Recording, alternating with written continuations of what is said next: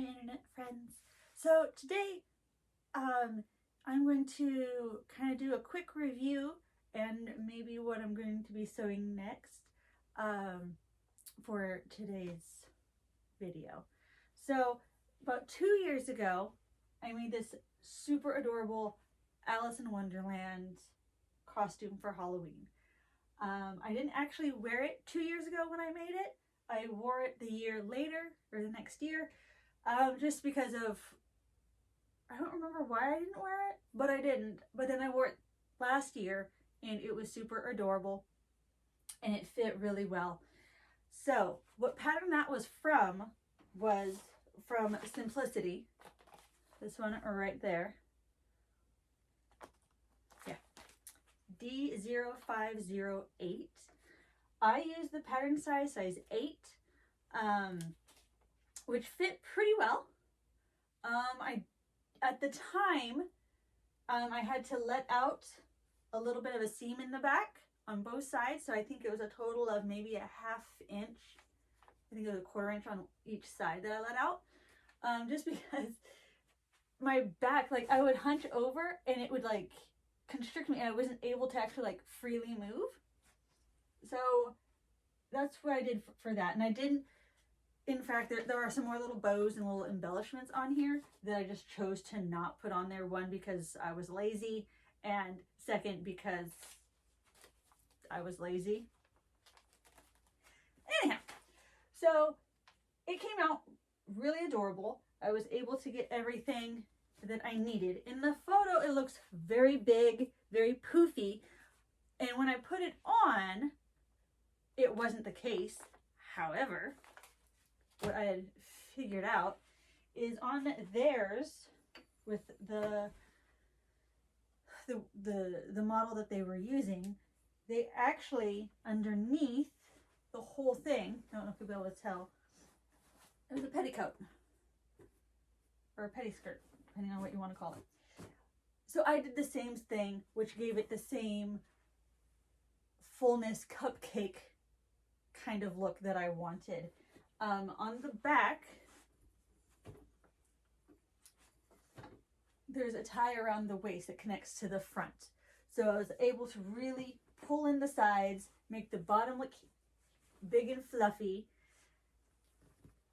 which was what I was looking for. I wanted it to be as close as I could to the photo, but take some liberties with it because not every Joann's that I went to would have the exact fabric. The one here is blue with white polka dots. It's super cute, and that's what I was looking for because I wanted to be as accurate as possible. But that wasn't the case. I wasn't able to do that. So I got this nice blue instead that was kind of like, has some light blues into it. It's very adorable. I was able to find the checkered material, but the diamonds or the rhombuses are a bit smaller than they are in the photo, but I think it works just as easily and just as well. I liked the poof on the sleeves. It was always adorable. Oh, before I turn it back around, the back, or on the back part, it kind of scrunches up. This is a really horrible view. Hold on. There. Now you can see what I'm talking about. On the back part of the skirt, it actually had me pleat up part of it. So that's what brings up this little bit, which I thought was just super cute. When you have it with the bow and then this little part kind of peeking out, I thought it was cute and adorable. I don't know if you can tell, but this is where I actually ended up letting out the seam on here and on here. I sewed it and I didn't do a mock-up. I normally do, but on this case I was like, I don't need to. I'll just roll with it.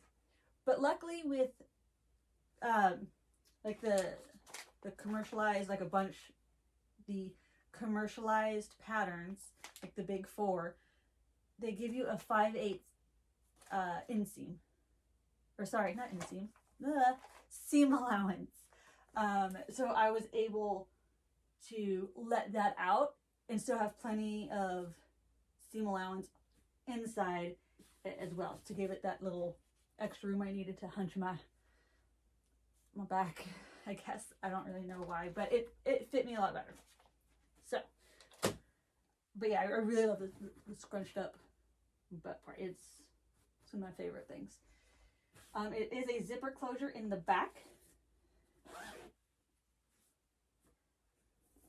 I use, so I can get in it myself, I have a ribbon tied to the zipper, so when I'm trying to get it on, I can flip the ribbon up and over and then pull it up. And then what I do, I just simply grab the ribbon and tuck it in. So then you can't really see it. And then also with Alice, long blonde hair, it covers the back. So that's one of the things I really like. I love the scroosh. I love the fact that there's a tie that starts towards the front. So if you, theoretically, if you probably wanted to wear a corset, and so you have that itty bitty waist, you know, hourglass shape with the bustle skirt. Sorry, bustle skirt. What am I talking about? With the petticoat underneath, and then the really poofy sleeves. This concession your waist without even a corset. I didn't wear a corset. I'll try to find a photo and put it here. So yeah, that was me last Halloween.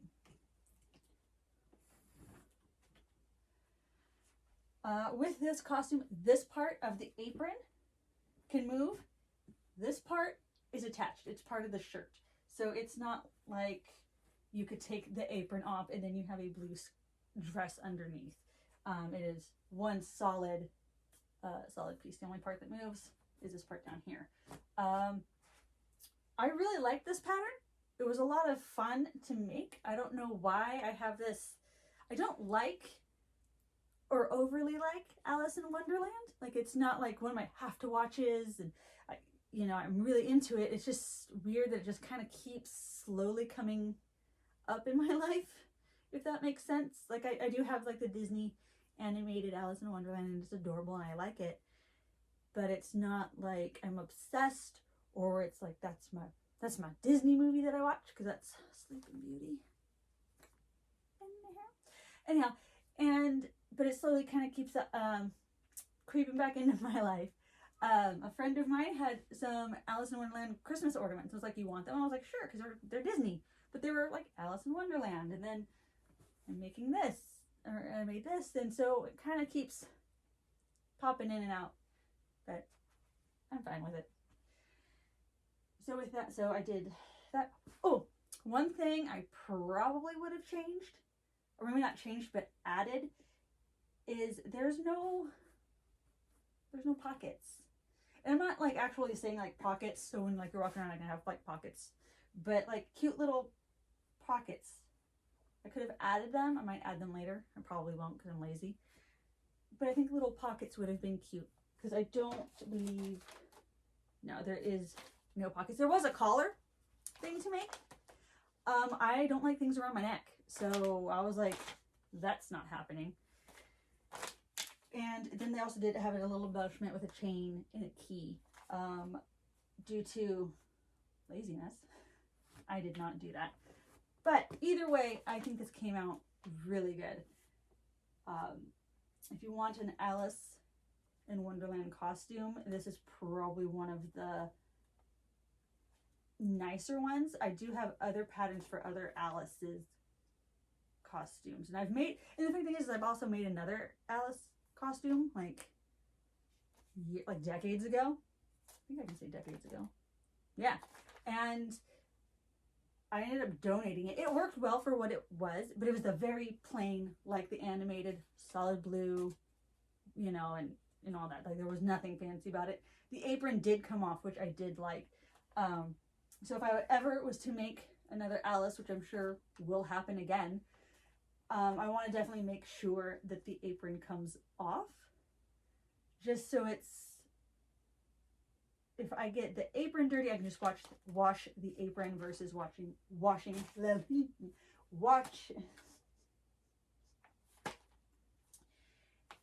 If the apron gets dirty, it would be nice that I can just wash the apron versus washing the whole costume. I can't talk. Put new liners in and it makes it so you can't talk as well. Anyhow, so that is my review on this. I did size 8 and I did let out the back a little bit, like I said earlier, to my broad shoulders. Maybe not. Anyhow, but overall, it really easy to sew. Not a lot of difficult, oh, this isn't working. It was more, for me, it was finding the correct trim.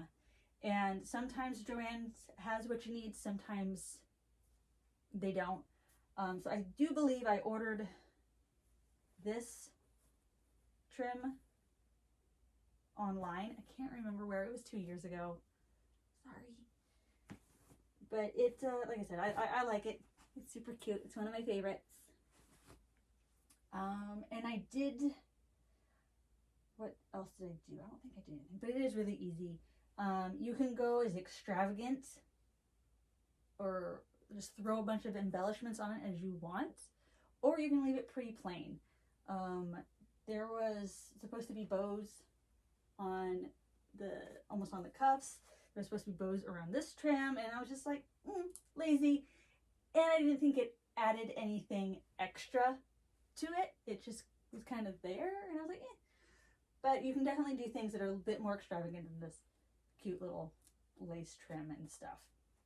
But it's a very cute pattern, so you could easily turn this into something else,